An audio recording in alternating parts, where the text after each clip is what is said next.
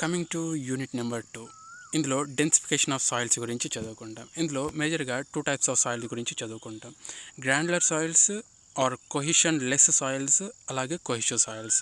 Granular సాయిల్స్కి example వచ్చేసి ఏదైతే దాని మధ్య సాయిల్స్ మధ్య బాండింగ్ తక్కువ ఉంటుందో, లైక్ గ్రావెల్, శాండ్, అవి గ్రాన్యులర్ సాయిల్స్ కిందకి examples. Cohesive soils in the sense ఏదైతే సాయిల్స్ బాండింగ్ ఎక్కువ ఉంటుందో, లైక్ బంకమట్టి, దాన్ని కొహిషివ్ సాయిల్స్ అంటారు.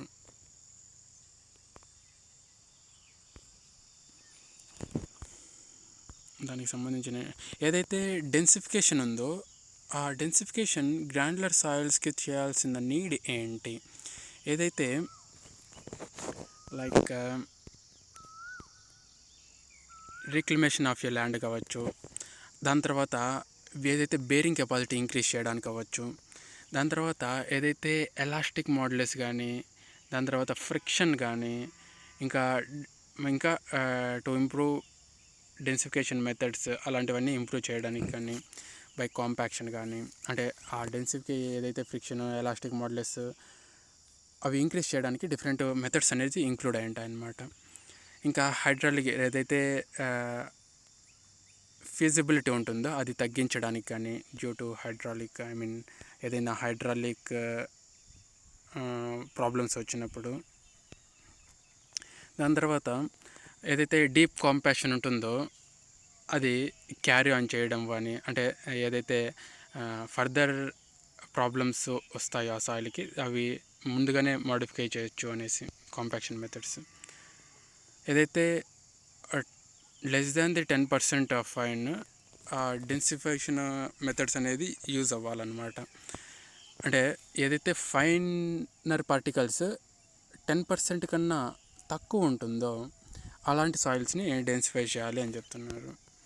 దాని తర్వాత కాంపాక్షన్. ఏదైతే కాంపాక్షన్ ఉందో అది ఏదైతే ఫీల్డ్ ఎక్విప్మెంట్, అంటే ఫీల్డ్ మెథడ్స్ అంటారే, అలా ఫీల్డ్లో యూజ్ చేయాల్సిన టెక్నిక్ అనమాట ఈ కాంపాక్షన్.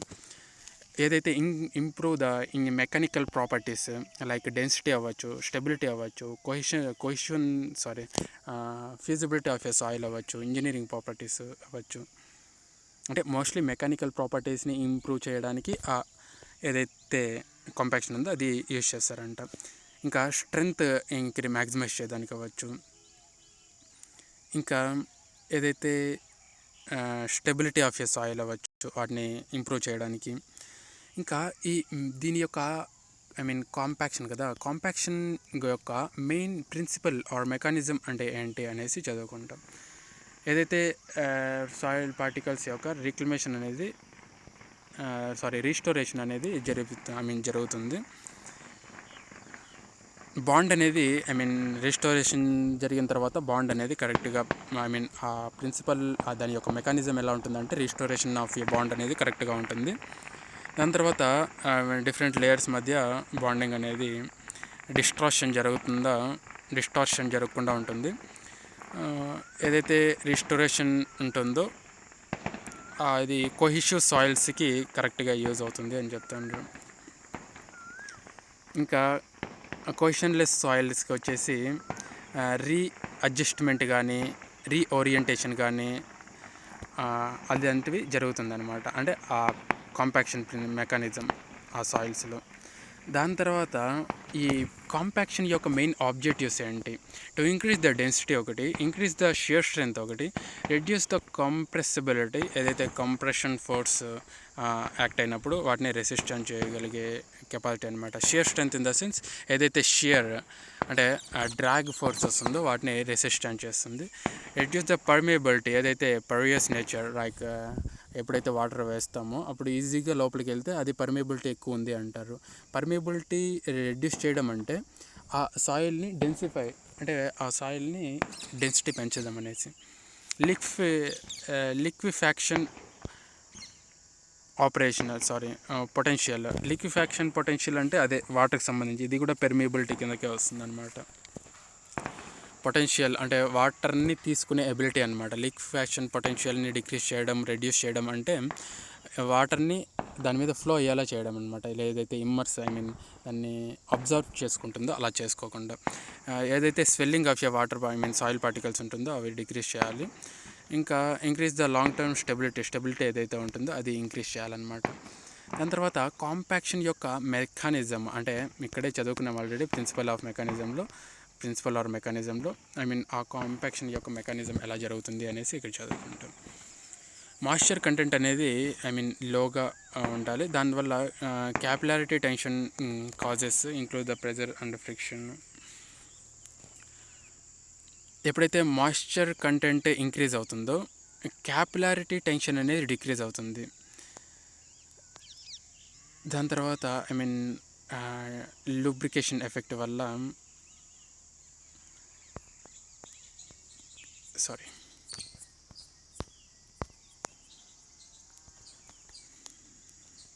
వెయిట్ ఒకసారి కాంపాక్షన్ యొక్క మెకానిజం చదువుకుంటాం.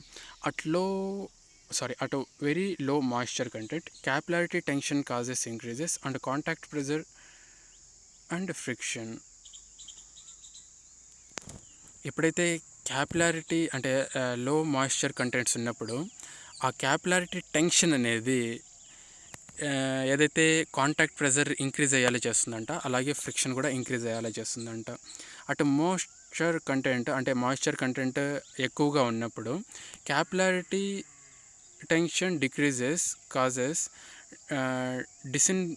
Densification due to the lubrication effect. ఆ వాటర్ అనేది ఎక్కువగా అబ్జర్వ్ చేసుకోవడం వల్ల, ఏదైతే మాయిశ్చర్ కంటెంట్ ఇంక్రీజ్ అవ్వడం వల్ల క్యాపిలారిటీ టెన్షన్ అనేది డిక్రీజ్ అవుతుందన్నమాట. అప్పుడు ఏదైతే లూబ్రికేషన్ ఎఫెక్ట్ ఉంటుందో, అంటే దాని మధ్య పార్టికల్స్ మధ్య ఈజీ మూమెంట్ అనమాట, ఆ లూబ్రికేషన్ ఎఫెక్ట్ అనేది ఆ పార్టికల్స్ మధ్య చూపిస్తుంది. అప్పుడు డెన్సిటీ అనేది ఇంక్రీజ్ అవుతుంది. అంటే వాయిడ్స్ అప్పుడు కాంపాక్షన్ చేసినప్పుడు, వాటర్ వేసి కాంపాక్షన్ చేసినప్పుడు ఆ వాటర్ ఏదైతే ఖాళీ పార్టికల్స్ ఉంటాయో అవన్నీ ఈజీగా కాంపాక్షన్ వల్ల ఫిల్ అయిపోయేదానికి ఛాన్సెస్ ఉంటాయి. అప్పుడు డెన్సిటీ అనేది ఇంక్రీజ్ అవుతుంది అని చెప్తాండ్రు. దాని తర్వాత densification of soils by the application of mechanical energy is noun as compaction. Mechanical and external ఒక మెకానికల్ ఎనర్జీని యూజ్ చేసి డెన్సిఫికేషన్ చేయడమే కాంపాక్షన్ అనమాట. అంటే మెకానికల్ ఎనర్జీ ఇక్కడ ఇంక్లూడ్ చేస్తామన్నమాట. అంటే ఎయిర్ ఉంటుంది, అంటే ఆ సాయిల్ మాస్ చేసుకున్నాం అనుకో, ఎయిర్ ఉంటుంది, వాటర్ ఉంటుంది, అలాగే solid in the sense soil ఉంటుంది. ఆ సేమ్ వాటర్ పార్టికల్స్ని, అంటే అంతే పార్టికల్స్ని ఇట్లా చూసామనుకో, ఇక్కడికి కంపేర్ చేసామనుకో, ఇక్కడ వాల్యూమ్ ఏమో ఎక్కువ ఉందన్నమాట, ఇక్కడ చూస్తే కనుక వాల్యూమ్ వచ్చేసి తక్కువ ఉంది, రైట్? దాన్నే కాంపాక్షన్ మెకానిజం వల్ల. ఇక్కడ చూసారనుకోండి, బిఫోర్ ది కాంపాక్షన్, ఇక్కడ వచ్చేసి ఆఫ్టర్ ది కాంపాక్షన్ అనమాట. దాని తర్వాత రిక్వైర్మెంట్ ఆఫ్ సాయిల్ కాంపాక్షన్ ఎందుకు చేయాలి అనేసి, to increase the soil strength ఒకటి, దాని తర్వాత to improve the stability of a soil ఒకటి, దాని తర్వాత to reduce the soil permeability అదొకటి, దాని తర్వాత టు రెడ్యూస్ ద ఎరోషన్ వల్ల డ్యామేజ్ జరగడానికి రిడక్షన్ చేయాలి. ఎరోషన్ వల్ల జరిగే డ్యామేజ్ అనేది రెడ్యూస్ చేయాలన్నమాట. Engineering behaviour of compacted fine grained soils. వాటి యొక్క ఇంజనీరింగ్ బిహేవియర్ ఎలా ఉంటుంది ఫైన్ గ్రెయినెడ్ సాయిల్స్లో, అది దేని మీద డిపెండ్ అయి ఉంటుంది అంటే, depends upon the type of A soil, moisture content అవ్వచ్చు, డెన్సిటీ ఆఫ్ ఏ సాయిల్ అవ్వచ్చు, సాయిల్ యొక్క స్ట్రక్చర్ కావచ్చు, దాంట్లో ఉన్న అడ్మిక్చర్ కావచ్చు, ఇంకా దాని యొక్క ఫ్యూచర్స్, అంటే డిపెండ్స్ అపాన్ వీటి మీద ఉంటుంది, దాని యొక్క ఫ్యూచర్స్ ఎలా ఉంటుంది అనేసి. ఆ ఫ్యూచర్స్ వచ్చే సాయిల్ స్ట్రక్చర్ కావచ్చు, పర్మియబిలిటీ అవ్వచ్చు, కంప్రెసిబిలిటీ అవ్వచ్చు, rigidity in the sense flexibility, అంటే అది ఎంతవరకు స్ట్రాంగ్గా ఉంది, ఎంతవరకు పర్మనెంట్గా ఉంది. రిజిడిటీ అంటే పర్మనెంట్ అనమాట. స్వెల్లింగ్ అంటే స్ట్రింకేజ్ అవ్వచ్చు. దాని తర్వాత ఇక్కడ ప్రాపర్టీ మెన్షన్ చేశాడు, dry side, wet side. Soil structure అంటే ఒకటి చూస్తాను. సాయిల్ స్ట్రక్చర్ అంటే డ్రై సైడ్ అంటే ఎలా ఉంటుంది, లెస్ వైడ్ రేషియో ఉంటుంది. వెట్ సైడ్ అయితే మోర్ వైడ్ రేషియో, అంటే డిస్పర్స్డ్గా ఉంటుంది. డ్రై సైడ్ అయితే ఫ్లక్కులేటెడ్, అంటే ముద్దగా ఉంటుంది. వెట్ సైడ్ అయితే పార్టికల్స్ అనేటివి డిస్పర్స్ అయిపోయి ఉంటాయి అన్నమాట. అలాగే పెర్మిబిలిటీ, అలాగే కంప్రెసిబిలిటీ, రిజిడిటీ. అంటే వెట్ సైడ్ అనేది ఎలా ఉంటుంది ఆ ప్రాపర్టీ, డ్రై సైడ్ అనేది ఎలా ఉంటుంది అనేది కంపారిజన్ ఇది. Laboratory compaction. ఏదైతే స్టాండర్డ్ ప్రోక్టార్ టెస్ట్ అనేసి ఒకటి ఉంటుంది, అలాగే మాడిఫైడ్ ప్రోక్టార్ టెస్ట్ రెండు ఉంటాయి. వాటిలో ఎంత లేయర్స్ ఆఫ్ సాయిల్ అనేది ఫిల్ చేస్తాము, అంటే ఇక్కడేమో 3 లేయర్స్ ఫిల్ చేస్తాం, ఇక్కడేమో 5 లేయర్స్, ఇక్కడేమో 25 బ్లౌస్, ఇక్కడేమో 25 బ్లౌస్. ఏదైతే ఇక్కడ వచ్చేసి 1000 ml మాడ్యూల్ తీసుకుంటాం, ఇక్కడ వచ్చేసి 100 ml తీసుకుంటాము. దానికి దాని మీద బ్లౌ చేసే హ్యామర్ వచ్చేసి 2.7 కిలో ఉంటుంది, ఏదైతే స్టాండర్డ్ ప్రోక్టార్ టెస్ట్లో. అదే మాడిఫైడ్ ప్రోక్టార్ టెస్ట్లో వచ్చేసి 4.89 kgs ఉంటుంది. ఆ ఫాల్ ఎంత హైట్ నుంచి, అంటే సర్టెన్ హైట్ నుంచి ఫాల్ అనేది అవుతుంది కదా హ్యామర్ అనేది, అది ఎంత హైట్ నుంచి అంటే స్టాండర్డ్ ప్రోక్టార్ టెస్ట్లో వచ్చేసి 300 mm వస్తుంది, ఈ మాడిఫైడ్ ప్రోక్టార్ టెస్ట్లో వచ్చేసి 450 mm అనమాట. కాంపాక్టివ్ ఎనర్జీ వచ్చేసి 570 kilo joules per metre cube, అంత వాల్యూమ్కి 570 కిలో జౌల్స్ అనేది పడుతుందంట. ఇంకా ఈ మాడిఫైడ్ ప్రోక్టార్ టెస్ట్లో వచ్చేసి దీనికంటే 4.5 టైమ్స్ అనేది ఎక్స్ట్రాగా పడుతుందంట. ఫీల్డ్ కాంపాక్షన్, ఏదైతే కోహెసివ్ సాయిల్స్ అలాగే కోహెషన్ లెస్ సాయిల్స్. కోహెసివ్ సాయిల్స్కి ఫీల్డ్ కాంపాక్షన్ ఎలా చేస్తాము అంటే, ఏదైతే ఇంపాక్టర్ యూస్ చేసి, ఏదైతే ట్యాంపింగ్ ఎక్విప్మెంట్స్ ఉంటాయో అవి యూస్ చేస్తాము. అలాగే కొహిషన్ less in the sense granular soils like sand, gravel అలాంటి వాటికి వచ్చేసి వైబ్రేషన్ అనేది యూస్ చేస్తామన్నమాట. టైప్స్ ఆఫ్ ఫీల్డ్ కాంపాక్టర్ ఇవి ఏదైతే కాంపాక్షన్ ఉన్నాయో వాటికి సంబంధించిన టైప్స్ ఆఫ్ కాంపాక్షన్ రోలర్స్ అనమాట. ఏదైతే స్మూత్ వీల్ రోలర్ ఉందో అది, sheep foot roller, pneumatic roller, grid rollers, అలాగే ట్యాంపింగ్ రోలర్స్, వైబ్రేటింగ్ రోలర్స్, అలాగే వైబ్రేటింగ్ ప్లేట్ రోలర్స్ అనమాట. అంటే అవి డిఫరెంట్ టైప్స్ ఆఫ్ రోలర్స్ అనమాట. అంటే డయాగ్రామ్ చూస్తే మీకు అర్థమైపోతుంది. స్మూత్ వీల్ రోలర్స్ వచ్చేసి ఇలా ఉంటాయన్నమాట. వీల్ అనేది స్మూత్గా ఉంటుంది, సర్ఫేస్ అనేది స్మూత్గా ఉంటుంది. దాని తర్వాత షీప్ ఫుట్ రోలర్స్ వచ్చేసి